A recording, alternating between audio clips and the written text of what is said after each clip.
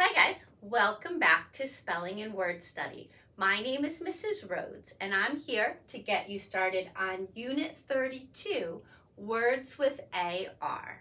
Please take a second to gather your materials. You will need your red book, open to page 197. You'll also need some colorful pens, markers, or crayons. Remember, whatever I mark on my board, you should be marking on your page. Please save room for a key as well. All right, so this year we have spent a lot of time talking about vowel sounds. We started off with our short vowels, a, I, a. We moved on to our long vowel sounds, a, e, I, o, and oo or u. And then we moved on to some more advanced sounds like ow, oi, and Well, today we're starting our final unit. We are going to be talking about R-controlled vowels. Something funny happens to a vowel when it is followed by the letter R. So we know that A usually says a or a, but when it is followed by the R, it makes a whole new sound. These two letters combine to say R. So let's read our list. As we do, use your eyes to look for that AR chunk in each word and use your ears to listen for that R sound. Please repeat after me. R, arm, bar, cart, dark, hard, park, part, star, yard. Did you hear that R sound in every word?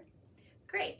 So choose a color and let's go through our list and put a box around the AR in each word. So here it is at the beginning of R. It's also at the beginning of arm. Here it's at the end of the word bar.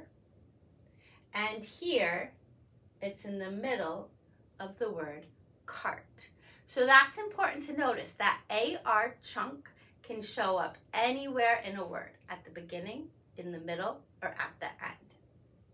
Here it is again in the word dark. D-R-K. 4 letters, only 3 sounds. Again, in the middle of hard, H-R-D. In the middle of park, P-R-K. In the middle of part, P-R-T. And at the end of star. Notice star has one of those S blends that we worked on many weeks ago. S-T-R. And then it's in the middle of the word yard. So over here, red box equals AR, and that's going to make an R sound, okay? That's all you need to make the AR sound. It's just 2 letters, A and R. But I do want you to notice this word. The word R has a silent E at the end. What is it doing there? It's not a bossy E. It's not going to make the A say its name. It's not softening a C or a G in a word like race or page. It's just sitting there. I don't know why. But this is a very common word in our language, so it's just something that you're going to have to memorize, okay? AR by itself is pronounced R, but if we're trying to write the word like you are my friend, we need to put that E there, okay? So blue circle equals silent E. And why is the silent E there? I don't know, okay? All right, what I'd like to do now is go through our list and make sure we know what all of our words mean and also make sure we know our parts of speech. So let's choose another color.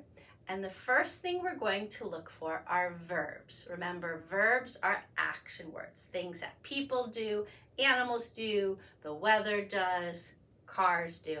If it can be done, it's a verb. So are is a verb. It is part of the verb to be. I am, you are, he is, she is. Okay, that is a verb.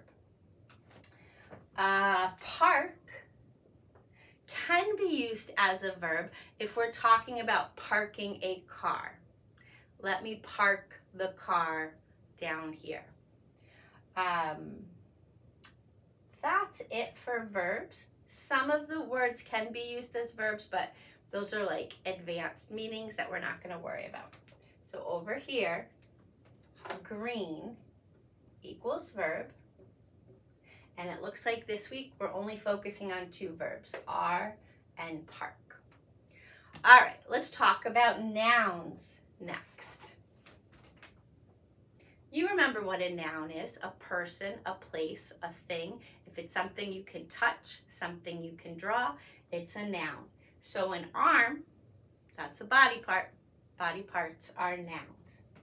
A bar can be a noun if we're talking about a candy bar.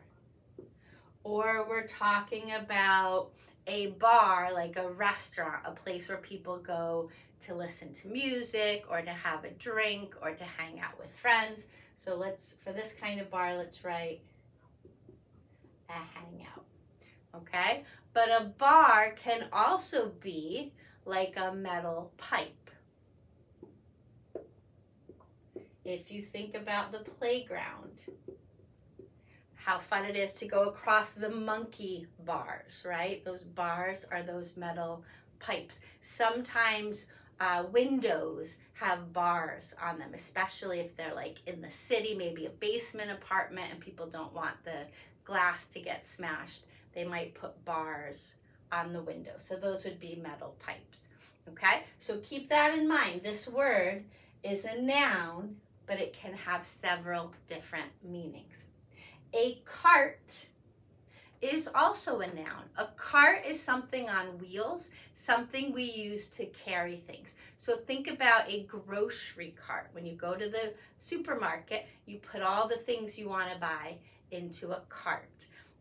If you think about the olden days, before people had cars and trucks, they might have a donkey and the donkey might pull a cart, okay? So a cart would just be something on wheels. Okay, dark can be used as a noun if we're talking about the dark, like I'm afraid of the dark. Park can be a noun if we're talking about a playground, right? I went to the park to play on the swings. Part can be a noun if we're talking about a piece of something. Like I ate part of my sandwich and I'm saving the rest for later. So a part would be a piece, okay? You could say something like a part of my clay project broke off when I carried it home. A star is a noun. It could be this kind of star like you see up in the sky, or it could be like a movie star, someone who's famous. And then a yard is also a noun. It could be your lawn, right? So you might play in your front yard or your backyard, but it's also a unit of measure. If you think about a ruler is 12 inches long. If you put 3 of those together, that will make a yard. Maybe you've seen a yardstick before. So it can also be a measurement. Okay, so everything that I put a purple N next to is a noun. The trickiest thing about nouns, I think, is that they can have lots of different meanings. So just keep that in mind as you're doing your activities this week. And then the last type of part of speech I want to talk about is an adjective. Remember, that's a describing word. We can put it before a noun. So for instance, dark, it can be used as a describing word if I'm talking about the dark sky, a dark room, a dark shirt. Those would all be used as adjectives. Hard is also an adjective. Now this has two different meanings as well. It can mean difficult. Like for some kids, it's really hard to tie their shoes. They keep trying, but they can't do it, right? It feels very hard. But hard can also be the opposite of soft, right? If you're playing with clay and you leave it out, the air will make it hard. Instead of being soft and mushy, it will get hard. Okay, I think that's it for adjectives. So we'll write this here. ADJ stands for adjective, and that is a describing word. Okay, that's actually all I have for you today. Really the hardest thing you're gonna need to focus on this week, the part that you really have to memorize, is that AR chunk. Just remember that when A is followed by R, it makes a whole new sound, which is R. Keep in mind that this letter R by itself, only says R. If we wanted to say R or or, we're gonna have to put another vowel in front of it. This week we're focusing on the AR. I'll have a new R-controlled vowel ready for you next week. Good luck, and I'll see you next time. Bye-bye.